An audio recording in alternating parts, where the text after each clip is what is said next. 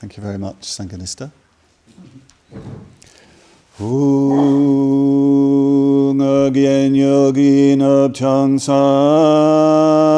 Padma kesadong bola Yatsen chuging adrubnye Padma jungne she sudra Kodo kandro mung puko Geki jesudak drupki Jingi rapchi shek suso Guru Padma Siddhi Hu.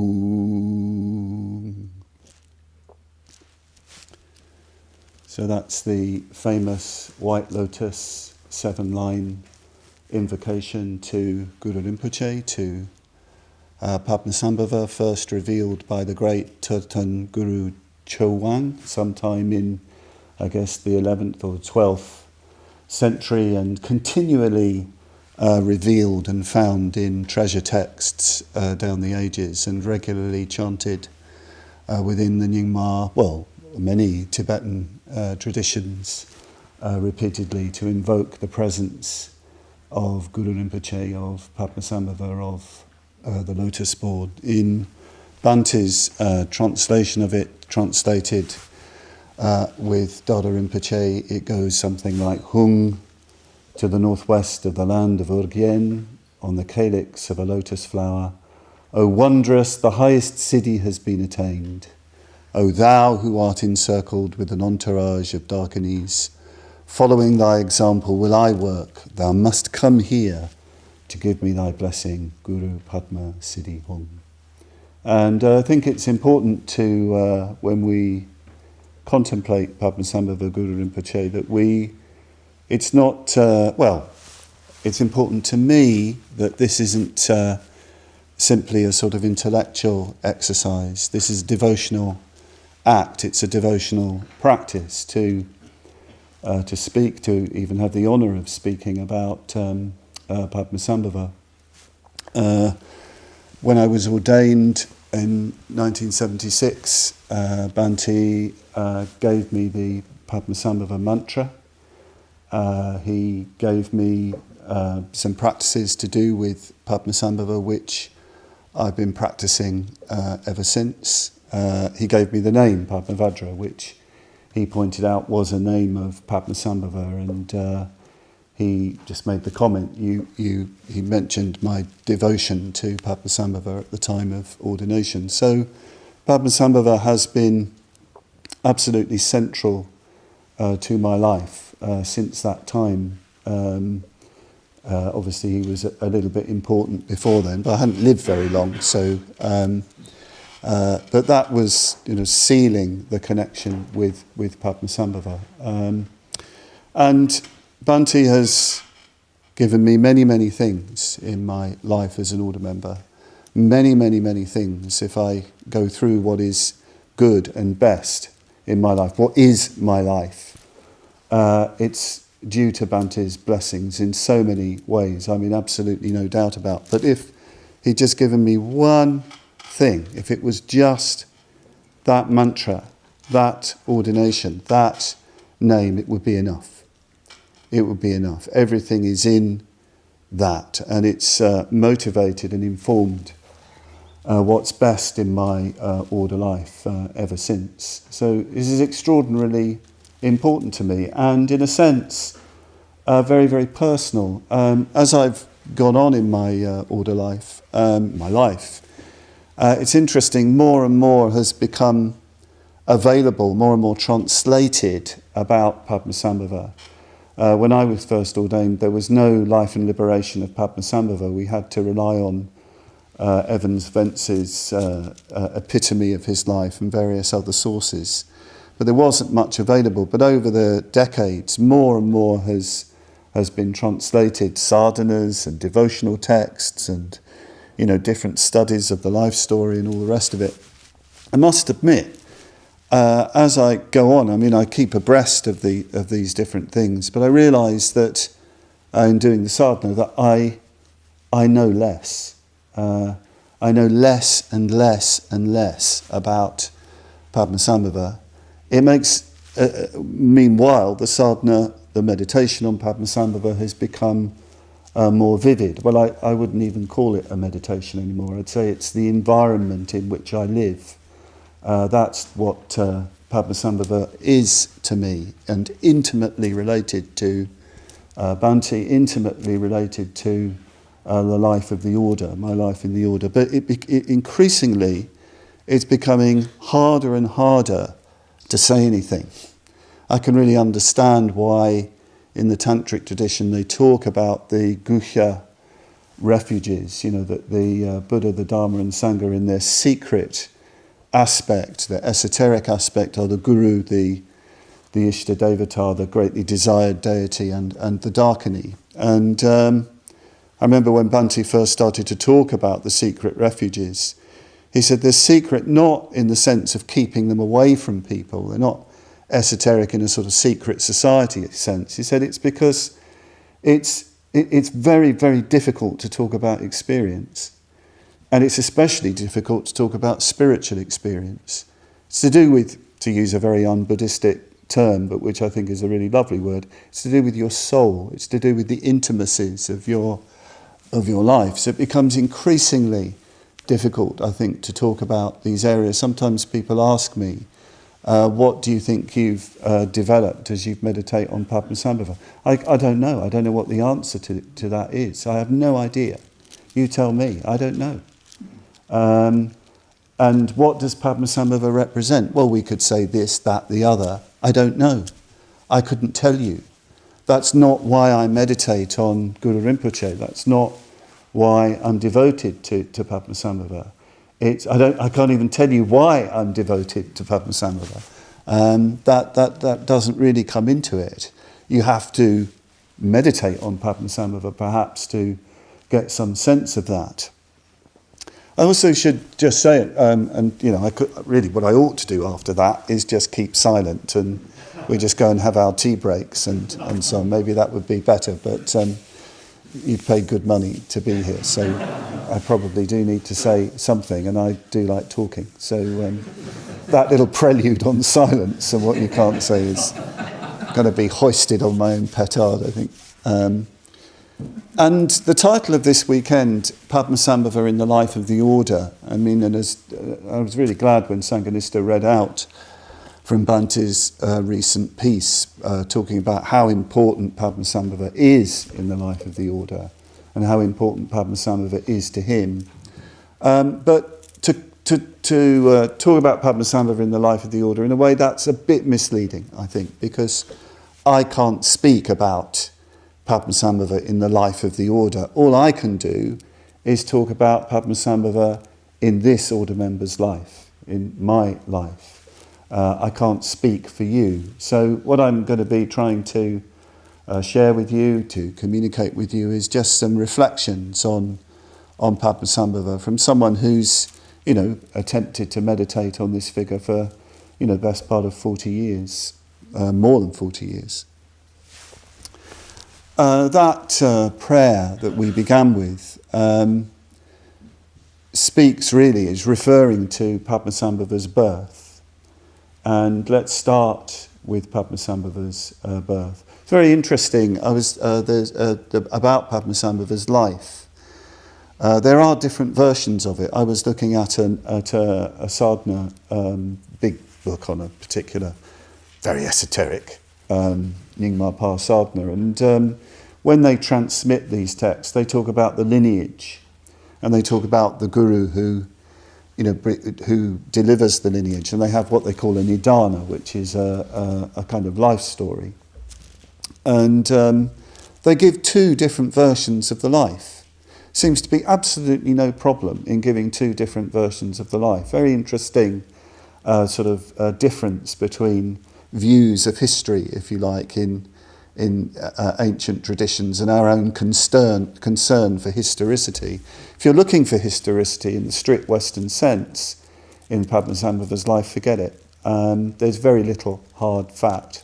All this stuff about the 8th century legends, these are all revealed texts that have started to emerge in the 11th century in treasure traditions, where, if you like, the cult I'm using that in the anthropological sense, of Padmasambhava emerges this intense creativity in Tibet in around the 11th century, what some people have called the Tibetan Renaissance, where you get the emergence of the new translation schools and you get the emergence of a very, very self-confident Tibetan Buddhism, and particularly the rising up of the treasure tradition, which is an extraordinarily inspired, creative tradition. This is where the Bardo Todol comes out of, and a lot of the life stories of Padmasambhava Guru Rinpoche, and tremendous sort of yogic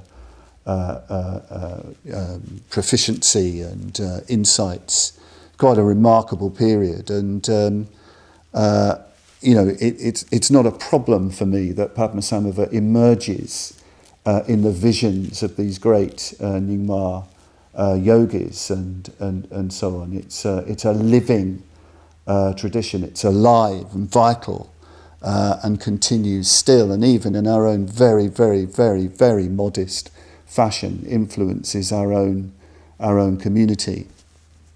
So yes, that was a bit about the history. But anyway, the story of Padmasambhava's birth, of course, is that he emerges a fully grown 8-year-old boy in a lotus in the middle of a wonderful lake. It's a gorgeous vision of a kind of paradise, almost Arcadian paradise of wonderful lotuses and trees and water birds and flowers. This beautiful child, sometimes described as pink, sometimes the colour of the purple of seashells. An emanation of a crimson ray from the heart of Amitabha, this fully grown boy. And this is a vision regularly meditated upon by the Nyingma, the great Nyingma mystics. It's the theme of this invocation that I began with, but there are different forms of Padmasambhava. It's not just the 8 forms, there's so many different visions of Padmasambhava, which I think is very, very important. You can't pin this figure down at all. But there's one particular form that I find extraordinarily attractive and haunting. You'll see it's a plate in the Life and Liberation, and Padmasambhava is pink, a deep pink in this form. And he's wearing very, very colourful robes, and he's very young, and yet when you look at the face, he could be very old. It's really beautifully painted tanka in a very, very sort of playful pose on his lotus flower, and covered in in flowers, with garlands of pink lotuses and gorgeous long black hair. It's an extraordinarily beautiful vision. I think it's very, very important when you reflect on Padmasambhava. We tend to privilege Padmasambhava, the great sort of demon tamer, and so on, almost a bit macho kind of approach to Padmasambhava, and that we need to sort of, I don't know what we need to do, but anyway. But the figure regularly among Nyingma devotees is seen as utterly compellingly beautiful. Utterly compellingly beautiful. The beauty of his form overpowers all forms of existence. This is the great Dujom Rinpoche's praise of Padmasambhava. The beauty of his form overpowers all other appearances. That the beauty of the expression of the Dharmakaya is overpowering everything, if you like. Not through power, but through love, through beauty. A sort of healing vision of beauty. You find as well, just in relation to this topic of beauty, I just want to remember to get this in. One of the things I've been struck by recently is the root verses of the 6 bardos, and particularly the bardo of taking rebirth. And the bardo of taking rebirth describes that Oedipal situation that brings us back to embodiment, where according to not just the Bardo Todol, but this is based on a much earlier Indian tradition, Savastivada tradition, that we are reborn because we see two people having sex. We see a man and a woman copulating. This is what that vision prompts in us: tremendous desire and jealousy, tremendous sexual desire and jealousy. And we want to get between them. You know, we want to make love to the woman who will become our mother. We want to make love to the father who will become our father. This will determine our sex according to tradition. I don't think we should be dogmatic about it. But what interests me is the desire and the jealousy and the intensity of desire that brings you back. And what's the instruction? What's the instruction in that situation? Yes, they talk about cultivating nirveda, revulsion, seeing through, turning away, withdraw from that situation, seeing the pain and the ugliness, the ignobility of samsaric existence. But the other instruction is to meditate upon the guru, the father, mother, as it's translated by in that Evans-Wentz translation. You're supposed to visualize at that point your guru or Padmasambhava in union with their consort. You see, in other words, the union of wisdom and compassion, and unite with that. Again, I don't take that literally. What I would say in relation to that is that you're looking for the most compellingly beautiful image. That's what is needed to prevent future embodiment, future immersion in samsara. It's only something of extraordinary fascination and beauty that can take all of your desires, all of your longings, that's going to effect a transformation. This is why visualization practice, devotion, bhakti of all kinds is so extraordinarily important. The figure should absolutely fascinate us, take all of us, and of course be connected with the most deeply meaningful vision of life. And of course it is also connected to all sorts of insights into voidness and so on. So beauty is incredibly important, I think, when we meditate on Padmasambhava. And of course, you know the story, he's this extraordinary child found by a childless king, Indrabhuti, according to some of the traditions, who asks him who he is, where he comes from, what caste is he, you know, the Indian concern about caste. Why is he here? And I can't remember that there's different versions of it.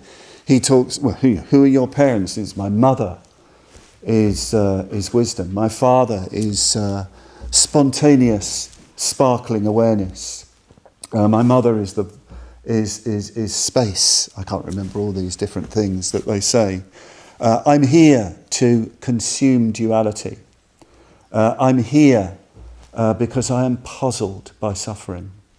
I have no caste. I come from a country where there is no caste, very important. And just sitting there. So you have to imagine in this vision an 8-year-old child speaking wisdom. You sometimes get it with children, don't you? Some of you who have young children will know that they suddenly come out with something which is absolutely pure and true. Well, this is the vision we have of Padmasambhava. And of course, what it's evoking is the nature of bodhicitta, the nature of enlightened consciousness, this fresh, ever young, ever youthful, ever new, primordially new and yet primordially old, vast, uninhibited, unbounded awareness, absolutely pure, beyond any kind of sense of purity and impurity.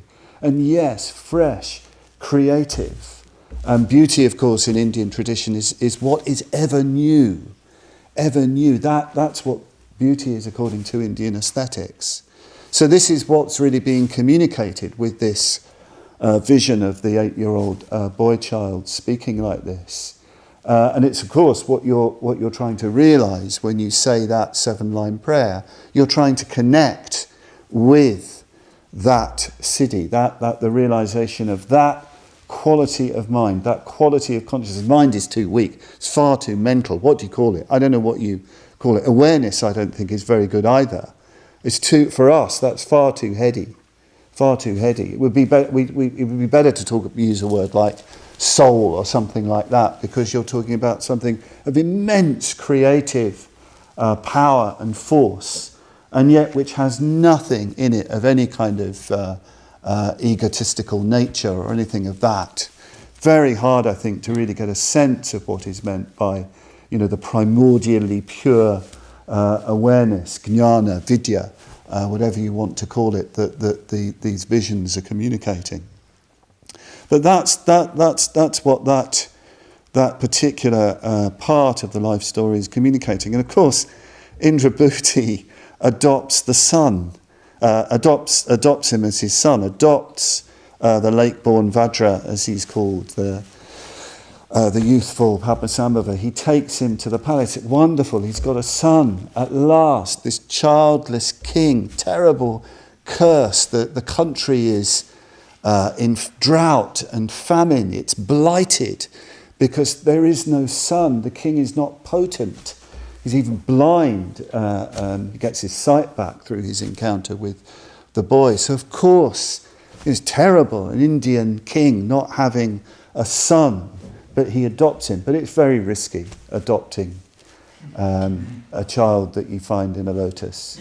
A very, very risky thing, a foundling, bringing a foundling into your kingdom. I mean, you can understand it. We'd all do it if we were in that situation. But what's going to happen? Trying to incorporate that vast creative consciousness into your bounded kingdom.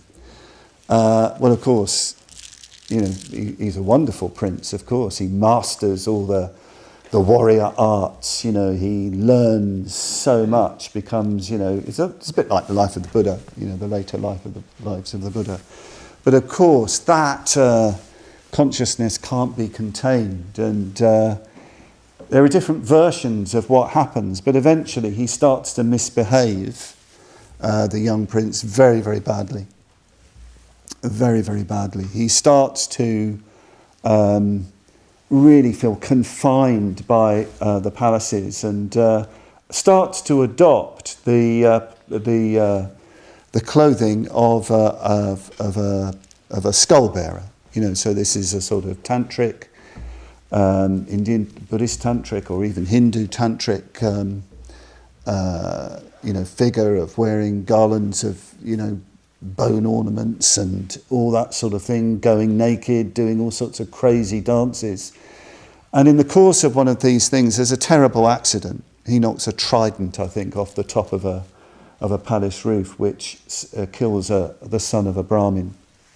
And of course, he's severely blamed for this. And of course, they want him executed and all this sort of thing. There's kind of uproar in the kingdom. The king, who has the power, said, "We can't do this. We can't, kill this man. We can't do that." So, what's the punishment? The punishment is banishment, exile. Exile. You've done a terrible thing, even though it's an accident. But you've done a terrible thing. It's exile, out of the group. Just want to pause before I talk a little bit about where he's exiled to and what that might indicate. I think one of the things I find that interesting to reflect upon to do with the adoption of the son is, for myself, to make sure that I'm not, as it were, domesticating my vision of the Dharma, not compromising. I say my vision, the vision of the Dharma, it's not mine. That's the wrong way of talking about it. I think it's so easy, so very, very easy to begin with a very strong vision. We come to the Dharma sometimes out of very, very deep need or deep inspiration, same thing perhaps. We really connect with it very, very strongly. We have a radical idea of what transformation is. that vision is sort of searing, that faith is very motivating. And of course, over time, the danger is that it just becomes, domesticated. Domesticated in one way or another. I don't mean literally, I'm not talking about, settling down necessarily into a family situation. You settle down anywhere and everywhere. That's the gravitational pull. That's what human beings do. But it's very, very easy, I think, to how can I put it? To make the Dharma serve a comfortable worldly life in whatever situation we're in. It's very, very easy to do that. We have our bit of Buddhism that makes us feel good. We even think we know what Buddhism is, and we're a sort of expert on Buddhism, on the Dharma. Maybe we even give lots of talks and take lots of classes and lead lots of study groups and be a very well-respected member of the community. Or, we might have another style where we're always anti-everything, but it's just another style. It's another way of domesticating the vision of the Dharma, which actually transcends all of that.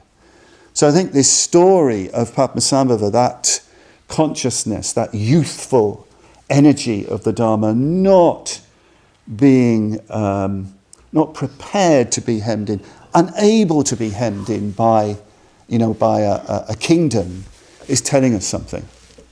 Is telling us something. And maybe you could talk about this in the groups. Are we really living from, what is really searing in terms of vision? Where do we compromise? Where do we, if you like, sell out? Where are we doing it individually? Where are we doing it in our centres or our chapters? Something to reflect upon. Of course, life being what it is and the Dharma being what it is, you might try to do that, but life can come along and give you a really serious kick in a tender place. It's interesting with Padmasambhava that he's exiled, and he's exiled to a cremation ground. He's sent to the Sitavana, the chilly grove, the cool forest.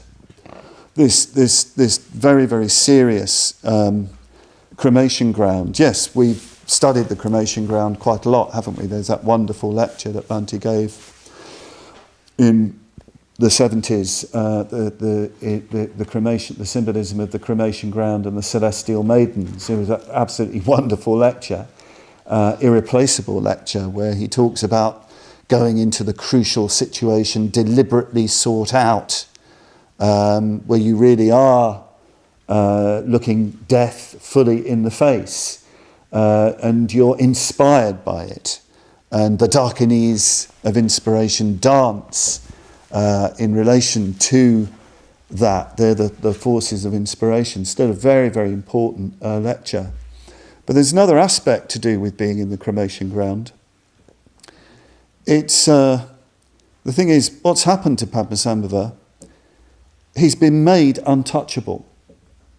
It's very, very important. Part of the symbolism, the whole business of being involved with the death of a Brahmin, no matter how accidental that is, the punishment is untouchability. It's not just going to cremation ground. You think, oh, that's groovy. You're in this place where there's the dead and there's all sorts of ogres and Dakinis. Wow, I'm up for that. No, he is shunned. He is blamed. That's the only purification possible. He is blamed. He's become one of the people of blame. This is a translation of a Sufi term. A very important aspect of Sufism, and a sort of early kind of group from Baghdad, the Malamatya, the people of blame. These people, there's different sort of versions of this, but these people would deliberately go against the Sharia, would deliberately go against the ethical codes of Islam. Not in an ostentatious way, but just because of the sheer force of their mystical practice. And that would invite censure and blame. Of course, that's very, very serious in that tradition. Why is this so important for them? Because they say, how otherwise can you test your love for the real? How otherwise can you test it? How otherwise can you test your refuge if you're not being blamed by the group around you? How can you possibly do that? I think this is really interesting and something I find extremely attractive and incredibly frightening. I hate being blamed. Absolutely hate it. Really, really touchy about any kind of critical feedback. But there's certain things that can sometimes happen in your life where you have no choice, where it's going to come. It may be something you've done, it may be something you've not done. But sooner or later, I think the Dharma does that to you. It almost engineers situations where you are going to be a figure of censure, where the group, no matter how even, whether a group of one kind or another, or the group that you feel a part of, it might even be friends, people that you've relied on, actually turn on you and criticize you. It's extremely painful, extremely lonely, but a tremendous test of the depth of one's connection with reality. Because after all, what is happening? What is happening? Basically, the world is showing you what it really is. This place which you love so much, these people you love so much, and where you get so much security and where you want so much, is saying, it's not like that. It's actually monstrous and ugly, and it's turning on you. You've got away with it for a long time, but it's now turning on you. So what are you going to do? And the annoying thing about Buddhism is, and the Buddha's teaching is, you cannot retaliate. So irritating. Hatred never ceases through hatred. Here in this world, it only ceases through love.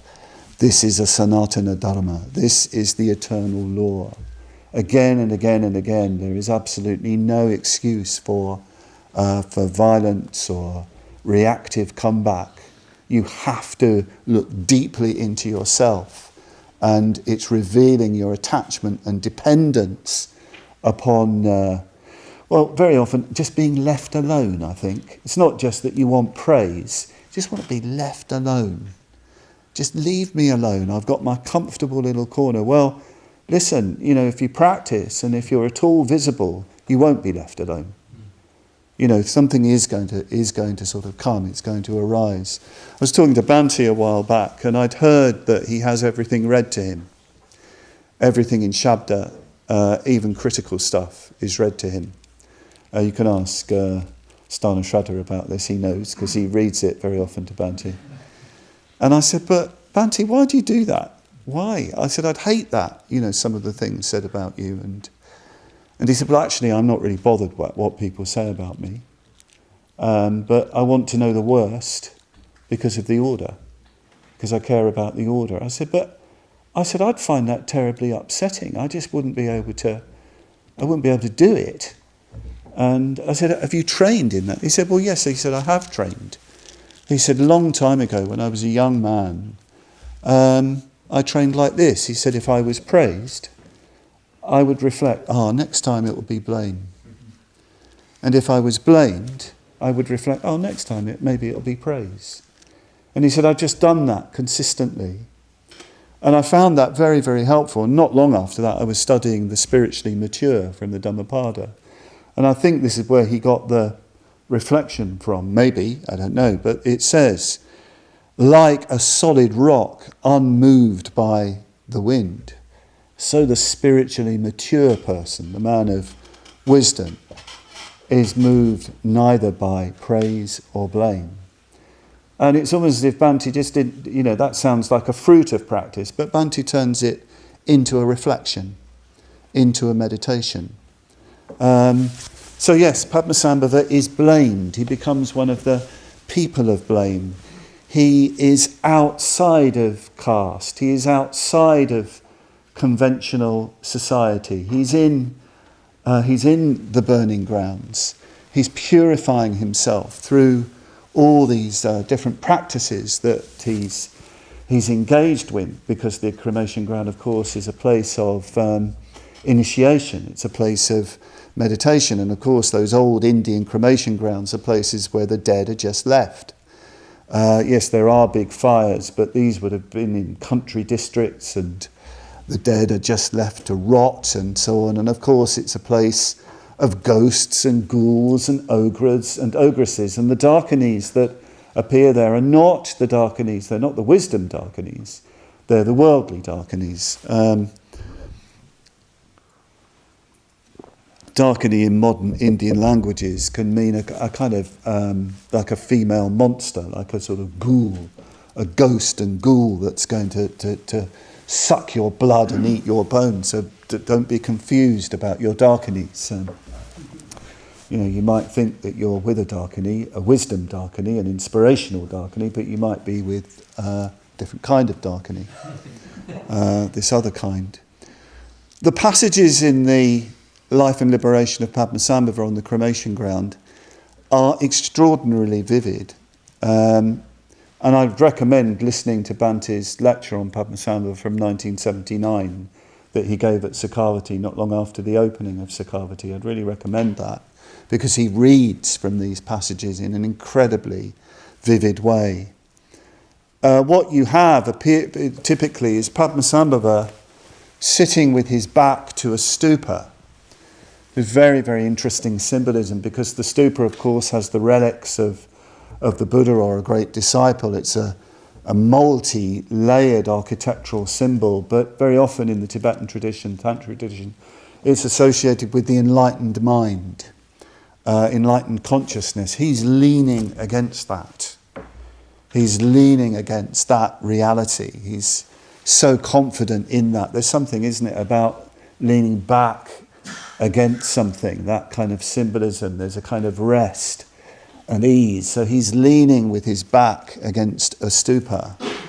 And the Darkinis are indeed, and other figures are indeed performing and dancing, but it's quite a show. You get all sorts of vivid descriptions of them dancing, chopping their heads off and sort of dancing while they're holding their heads. And you can imagine the sounds, the laughter, the drums, the glee, the shouts, the scary noises. Sometimes they open up their stomach and just take out their entrails, which they start eating in front of you. Bhante said in the lecture, his little comment, sometimes they do that, the Darkinis. Sometimes people do that. He even said that our centres should invite people like this in. Anyway, eating their entrails, symbolically, presumably. Changing their genitalia at will, their sex, going through sex changes in front of Padmasambhava, doing all kinds of weird stuff, changing colour, dancing, and just being absolutely horrific. All of the horrors that, the stuff of nightmares is on display. What does Padmasambhava do in relation to this?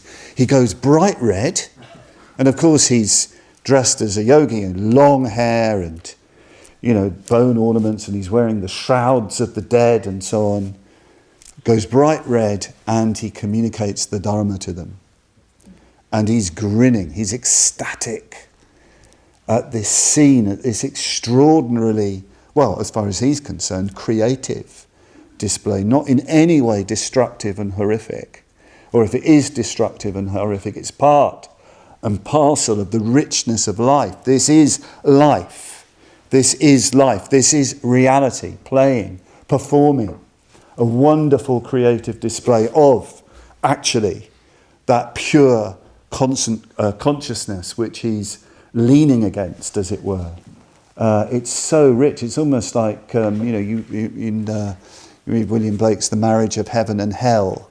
Hell is a place of enormous creativity, huge creativity, incredible creativity. The infernal, what's the word? It's a way of describing the artistic process, engraving in the infernal method or something like that. I can't remember the exact terminology. Well, this is you get the sense through these cantos in the life and liberation of Padmasambhava of tremendous creativity, this ever-changing display. I had a solitary retreat over the Christmas and New Year, and I've always loved those passages, but never really understood them, and still don't. And some of you might know that me and solitaries don't really agree. I often have left them early, much to my humiliation. But this solitary wasn't like that. It was after all these years, I managed to get the hang of being on a solitary retreat. And one of the things that was very important to that was, first of all, the foundation in metta, in love, and in devotion, in the Padmasambhava sadhana in particular, and devotion to Bhante. But something else, I think, started to... That was the sort of ground, if you like, of the retreat. But the mistakes I think I've made on solitaries, and of course they're mistakes in my life generally, because a solitary retreat is just reflecting how one is most of the time. The mistake has always been, I think, seizing, grasping, and aversion, obviously, and delusion, obviously. On solitaries, if there was an ecstatic bit, a bliss bit, a vision bit, I'd want more and go after it. And always that would be problematic. It would just be horrible. It's the only way I could do it. And then I'd get confused. And if there was something painful, there'd be this aversion to put it away, to get rid of it, to get it out, which would also lead to problems. I think also another thing that was important to getting a sense of this was I realised that, because people say, watch your mind, watch your ever-changing mind. That metaphor is useless to me. It's utterly useless. Sorry, I know this is really important in Buddhism. Watch your ever-changing mind. It's too mental. It's far too mental for me. It's like ideas. Another little theme that's helped me with this, in the Indian aesthetic tradition, they talk about the taste, the rasa, of the work of art.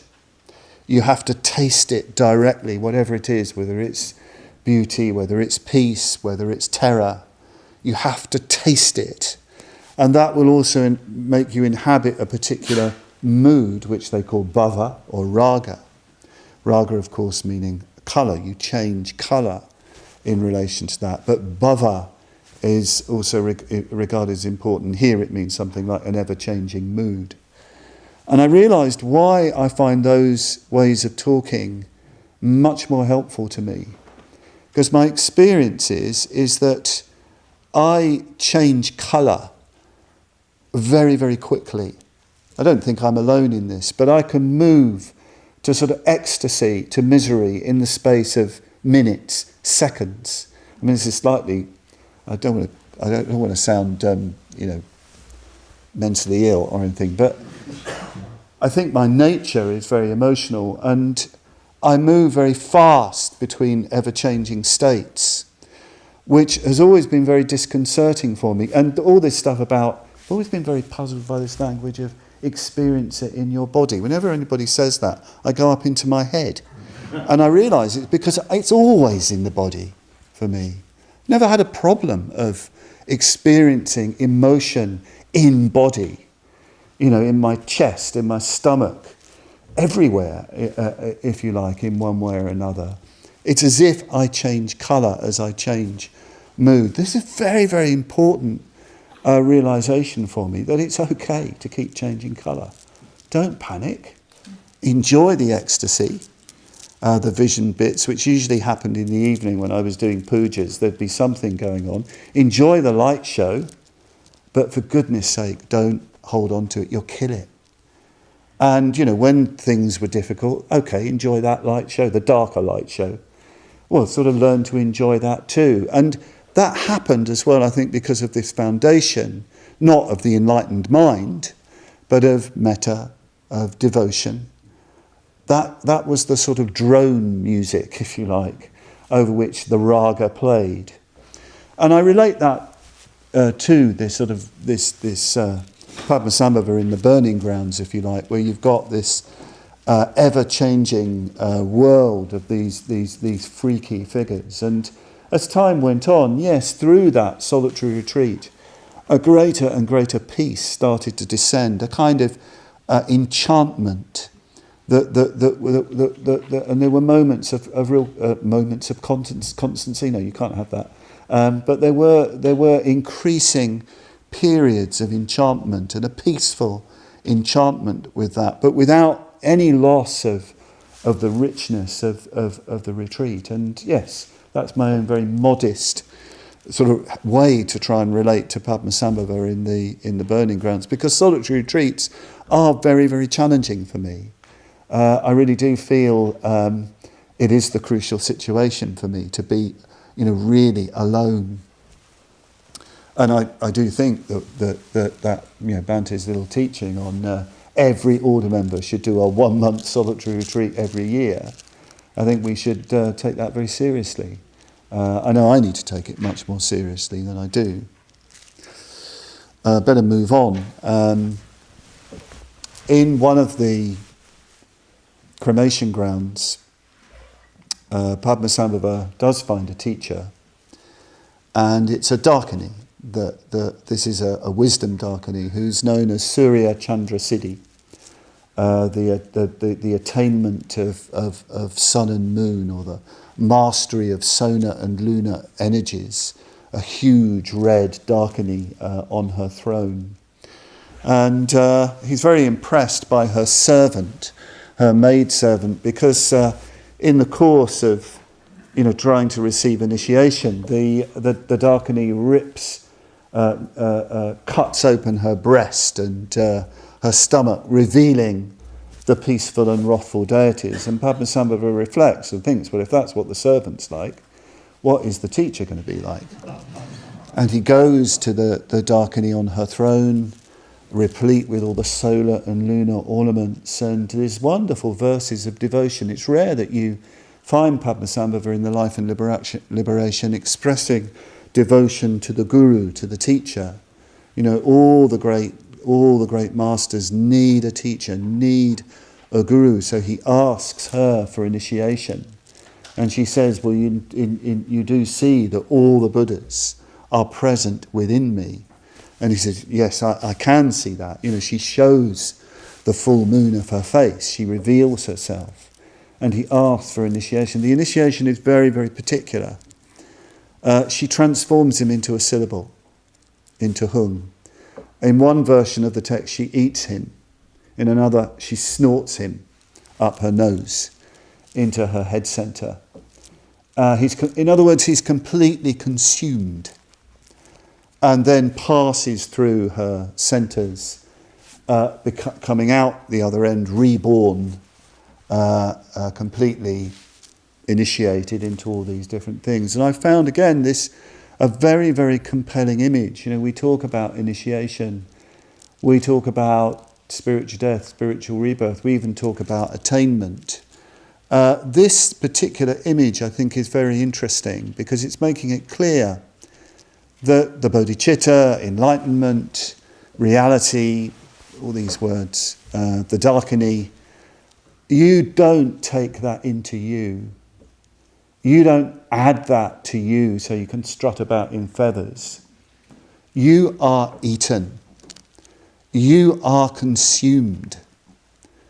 There's a wonderful line in a great Sufi text on love, the first Persian treatise on love by the great Ahmad Ghazali. And in this text, love is reality. Love is reality. Love is truth. And he says, it's very aphoristic. It's just different insights, difficult to understand into the path and the reality of love. And at one point he says, love is a man-eater. Love is a man-eater. Love eats all of human nature so that nothing remains. I think this is really very, very important when we're looking at the Dharma life. When we talk about spiritual death and spiritual rebirth, nothing remains. Nothing remains.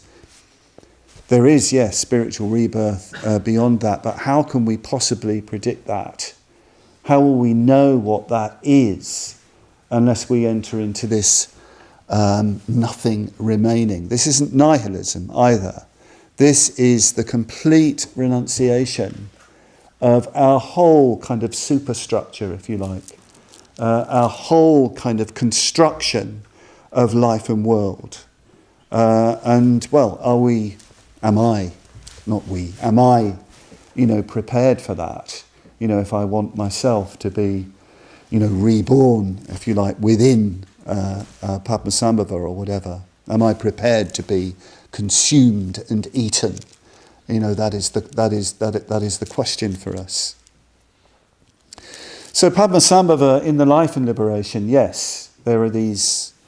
The Indian part of the life is, very, very rich. But perhaps one way you can characterize what is going on, you have this vision of this wonderful child, if you like, you have vision, you have the entrapment of that mind within the world, you have the breaking out of that into a whole journey of initiation and transformation through the 8 great creation grounds of India and Central Asia.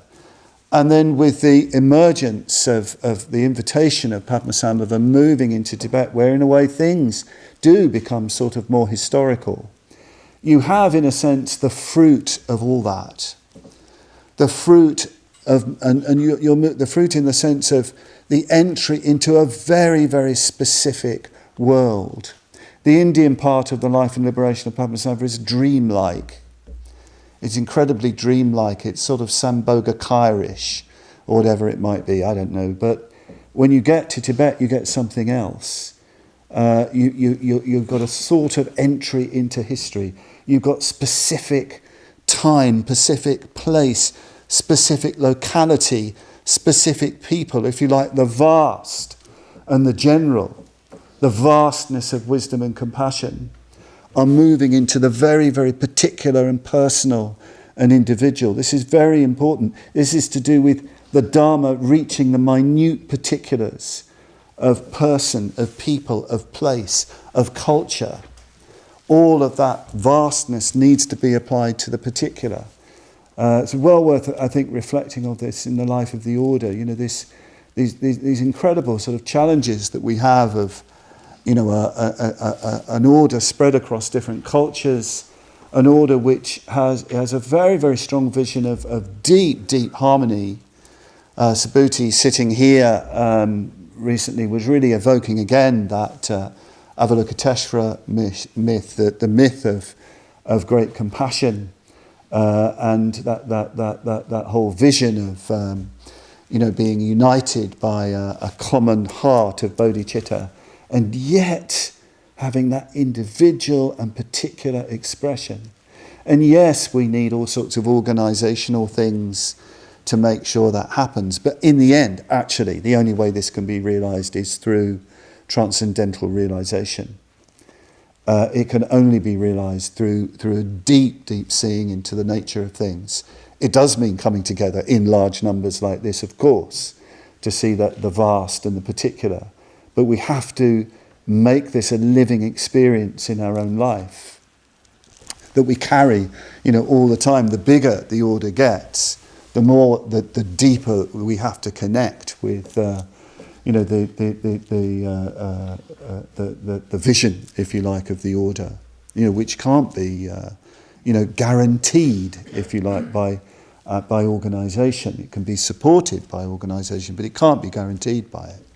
It's the duty of every individual order member to realise this, if that's what we want. So Padmasambhava takes that realisation to the specific circumstance. The specific circumstance, very importantly, is the building of a temple, the building of a monastery.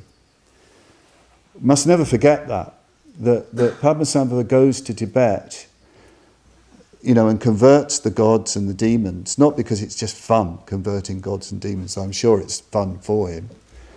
It's because there's a very specific problem. To establish the Dharma in Tibet, they need to build a temple.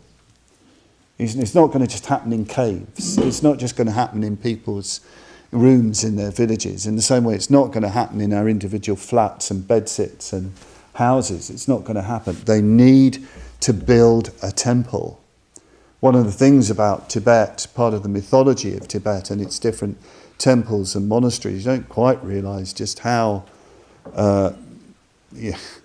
deep these things go. Apparently, Tibet is the body of Tibet is of an ogress. That is a sort of spread out ogress, and the different temples have been built on different parts of the body of the ogress to keep her okay, to keep her supportive. I know Aloka says, why is Padmaloka here? Why is it here? You could say, well, it was handy, we could buy this house. But no, it's in the midst of the Naga realm. All this water. There's a great big Naga snaking down to Yarmouth. All these marshes. That's why we've got to have a Padmasambhava temple here. This is really, really important in the economy, the sort of spiritual economy of the land, to have this place here. You don't believe me? That's okay. It's not a dogma. It's just the way things are. So Padmasambhava has to transform the demons because they're trying to build something. They're trying to build something, a focus where the Sangha can meet and gather, where the yogis and the monks and the lay people and the people from all sorts of life, the nomads, all the Lhasa intelligentsia, or whoever it might be. It's where people can come, where they can gather, where they can worship, where they can study. It's the place of initiation. It's the place where the Buddhas and Bodhisattvas come alive at the consecration of Samye. Padmasambhava imagine Padmasambhava doing a dedication ceremony. The Buddhas and Bodhisattvas step off the walls and start walking around, mingling with the people. The Rupas start walking around. You're going up to people saying, how's your meditation? How are you going on with your practice? Imagine that. Incredible. He animates, in other words. He animates that world. It's not just bricks and mortar or whatever they built with in that place. It's the whole atmosphere generated by the Sangha. And it's not just Padmasambhava who generates, because he can only generate because there's a response, because there's a community. And of course, one of the ways he has to do this is through, converting all those deep, deep forces within the Tibetan land and psyche. He gets them through his incredible beauty, incredible magical power. He gets them to give the heart of their lives. This is the image. They give the heart of their lives. The word is nyingpo, which can be back translated into Sanskrit as either hridaya, heart, or bija, which of course is essence mantra. Their name is their heart. Wonderful symbolism here. Their name is their heart. They give it. They give it up to the guru. They give it up to the teacher. This is, when I asked Bhante once, what am I doing when I meditate on Padmasambhava? He said, what you're doing, he said, is meditating on enlightenment as transforming, he said, not evil, but these natural forces that are desperately need to be included in the Dharma life. They need that. Without the Dharma, they don't know what to do. That's why they run havoc. That's why they make a mess of things. They need the Dharma. They need to give the heart of their lives so that they can serve. These deep, deep natural forces are just desperate to serve a wise and glorious king, which is, of course, embodied in the Guru, in the Dharma. They need to be part of that, to enrich that, to serve. Without that, they go mad, they go crazy, they wreck life. So one of the things that we need to really think about: what are these forces going on in our society? What are the natural forces, if you like, in our society, which can get so distorted and so weird, turned into ideology? What are the natural forces, needs, if you like, that need taming and bringing to enrich Dharma, to enrich, what we are, to protect and, make it vivid and really bring about the conversion of the modern world to the Dharma. I want to finish this talk, which, as I said at the beginning, having talked about not being able to say anything, I realise I've gone on far too long, as usual. Reflecting on Padmasambhava and his community, his disciples, his gana, as they call it in the tantric tradition, the gana, the very tight, and broad, but the very strong bonds that are around a guru, around the tantric teacher, the gana. One of the impressions you have of Padmasambhava, and particularly this response to Padmasambhava and his leading disciples, the 25 and more disciples, in later Tibetan literature, especially the great Nyingma devotees, is that there's just tremendous longing. One writer, Janet Gatso, in her very good book on Jigme Lumpa, characterises Tibetan Buddhism as a culture of longing. A culture of longing.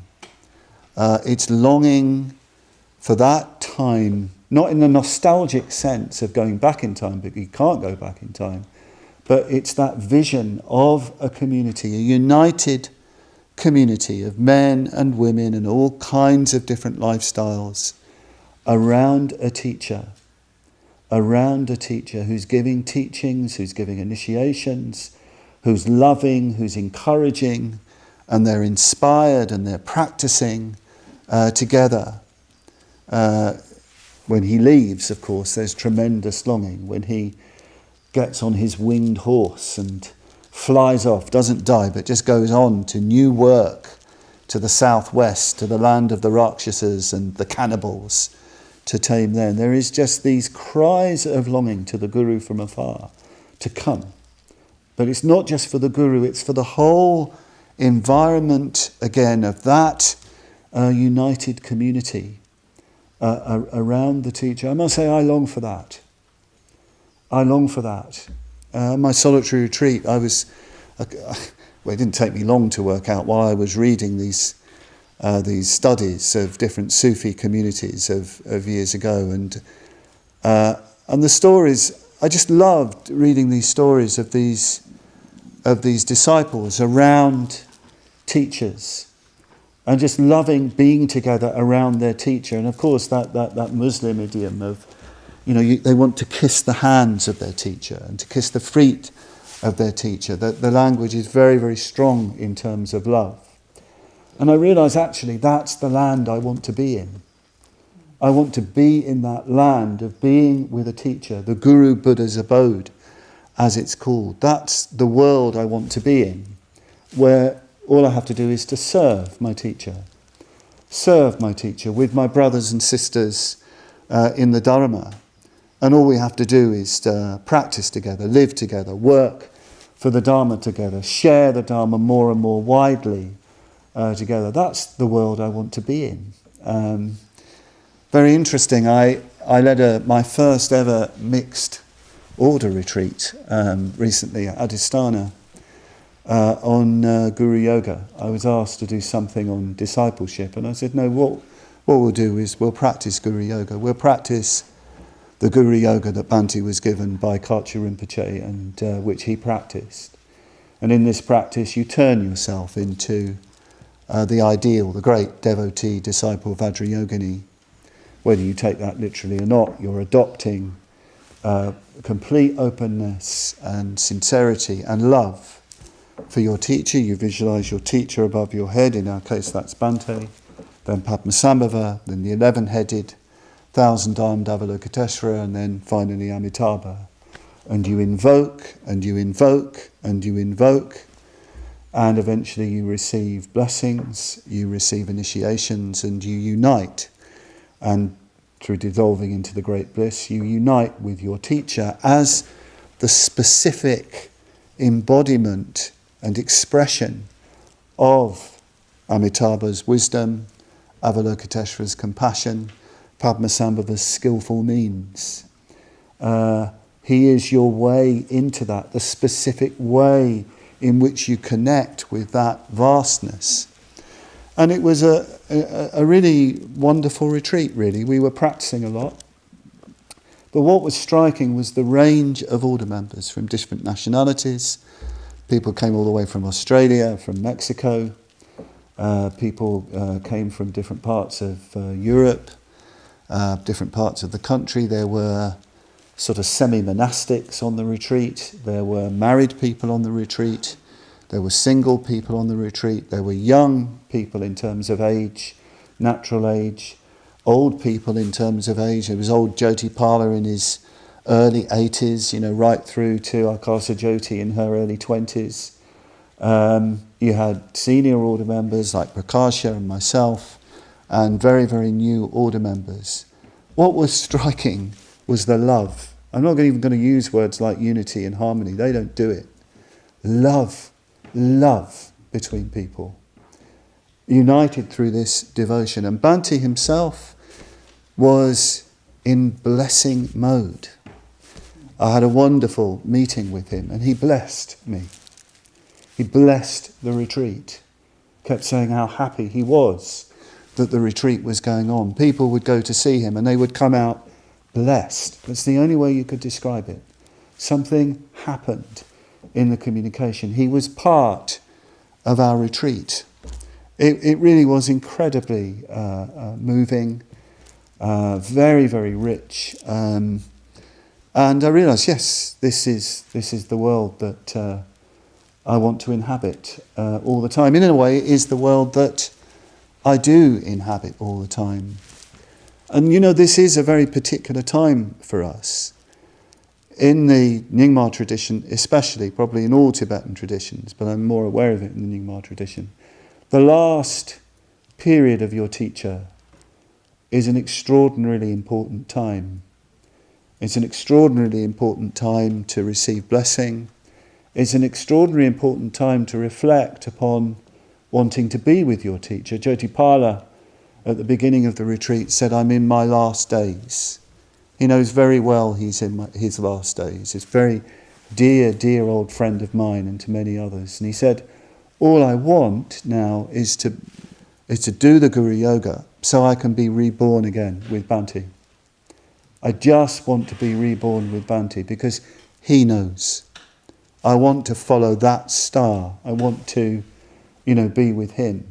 Very, very moving, to hear this. It's a very traditional way of talking. And I should just say, I don't want everybody to think like this. I actually don't care whether or not you think like this.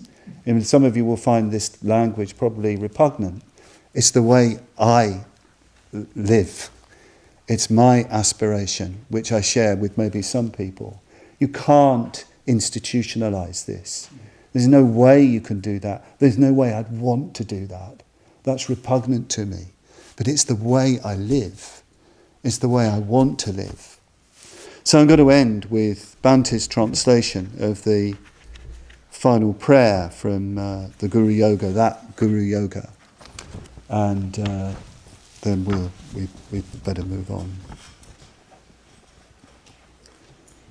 O my own immediate Sri Lama Rinpoche, abiding within the lotus of my heart, may you never separate from me, but on the contrary remain inseparable. Grant me siddhi of body, speech and mind. Throughout all births may I have an excellent Guru, and from him never separated may I practice the Sri Dharma. And fully accomplishing the good qualities of the paths and the bhumis, may I speedily attain the Vajradhara state. From this evil mind of mine speedily liberated, may I speedily become the Guru Buddha, and may I lead all beings without exception to the Guru Buddha's abode. O Sri Guru, as are thy kayas, length of life and abode, and thy resplendent lakshanas, so also may I be.